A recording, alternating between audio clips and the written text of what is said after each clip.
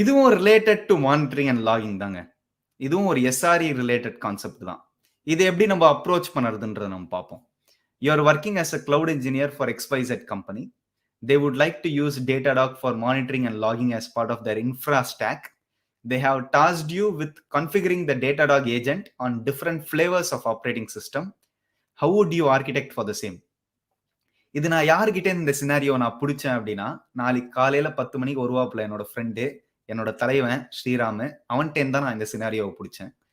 இந்த சினாரியோவை நம்ம எப்படி அப்ரோச் பண்ணுறது அப்படின்னு நீங்க பார்த்தீங்கன்னா, இப்போ ஒரு ஆர்கனைசேஷன்ல வந்து ஒரு வர்ச்சுவல் மெஷினா இருக்கலாம், பல வர்ச்சுவல் மெஷினா இருக்கலாம், டிஃப்ரெண்ட் ஃபிளேவர்ஸ்ல இருக்கலாம். ஒன்னு ரெட் ஹேட்டா இருக்கலாம், ஒன்னு வந்து SUSE லினக்ஸா இருக்கலாம், ஒன்னு அமேசான் லினக்ஸ் AMIயா இருக்கலாம், ஒன்னு வந்து CentOSஆ இருக்கலாம், ஒன்னு உபுண்டுவா இருக்கலாம், ஒன்னு விண்டோஸா இருக்கலாம்.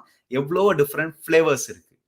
இந்த எல்லா ஃபிளேவருக்குமே எப்படி நம்ம பார்த்து Datadog ஏஜென்ட்டை நம்ம டவுன்லோட் பண்ணி எப்படி வந்து நம்ம கான்ஃபிகர் பண்ணுறது? நிறைய வழிகள் இருக்கு.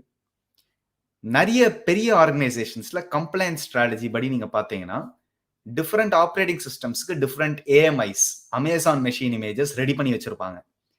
அந்த AMIs ரெடி பண்ற ப்ரொசீஜர் வந்து இமேஜ் பில்டரா இருக்கலாம், பேக்கரா இருக்கலாம். இந்த மாதிரி கான்ஃபிகரேஷன் டூல்ஸ் யூஸ் பண்ணி அவங்க ஆல்ரெடி அதுல Datadog ஏஜென்ட்டை போட்டே வச்சிருப்பாங்க. ஓகேங்களா? அந்த AMIs வச்சு நம்ம புதுசா லான்ச் பண்ற மெஷின்ஸ்ல கண்டிப்பா அந்த Datadog ஏஜென்ட் கரெக்டா ரன் ஆகும், கான்ஃபிகர் ஆகும். Datadogலயும் நம்மளால அதை பார்க்க முடியும் டேஷ்போர்ட்ல. இது ஒரு வழி.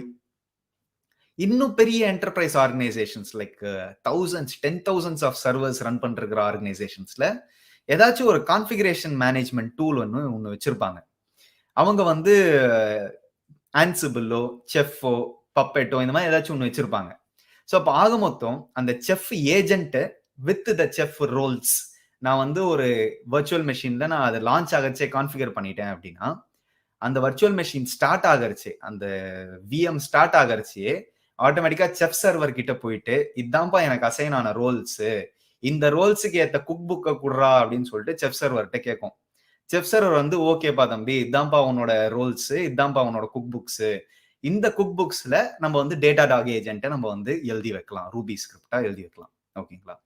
ஸோ இது வந்து இன்னும் பெரிய என்டர்பிரைஸ் ஆர்கனைசேஷன்ஸ்ல இந்த மாதிரி கான்ஃபிகரேஷன் மேனேஜ்மெண்ட் டூல்ஸை வச்சு பண்ணுவாங்க. ஓகே, ஸோ அதையும் இல்லையா, இன்னும் வேற ஏதாச்சும் ஸ்ட்ராட்டஜி சொல்ல அக்ஷய் அப்படின்னு நீங்க கேட்டீங்கன்னா, ஈவென்ட் ட்ரிவன் அப்ரோச் ஒன்று இருக்கு. ஒரு VM ஒன்று லான்ச் ஆகறச்சே நல்லா கேட்டுக்கோங்க, ஒரு VM ஒன்று லான்ச் ஆகறச்சே அது வந்து ஒரு ரன் இன்ஸ்டன்சஸ் API கால். அந்த API காலை மானிட்டர் பண்றவன் தான் CloudTrail. அதை பேஸ் பண்ணி ஈவென்ட் பிரிட்ஜ்னு சொல்லிட்டு ஒரு சர்வீஸ் இருக்கு. முன்னாடி அது CloudWatch ஈவென்ட்ஸ்னு கூப்பிட்டு இருந்தாங்க, இப்போ அது ஈவென்ட் பிரிட்ஜ். அந்த ஈவென்ட் பிரிட்ஜ் வந்து அந்த இன்ஸ்டன்ஸ் லான்ச் ஆகச்சே ஆட்டோமேட்டிக்கா அதை நோட் பண்ணி அவன் அங்கேருந்து போயிட்டு ஒரு லாம்டா ஃபங்க்ஷன் அந்த மாதிரி ஏதாச்சும் ஒன்று ட்ரிகர் பண்ணுவாப்ல, இல்லைன்னா ஒரு ஸ்ட்ரெயிட்டா ஒரு SSM டாக்குமெண்ட்டை ட்ரிகர் பண்ணுவான்.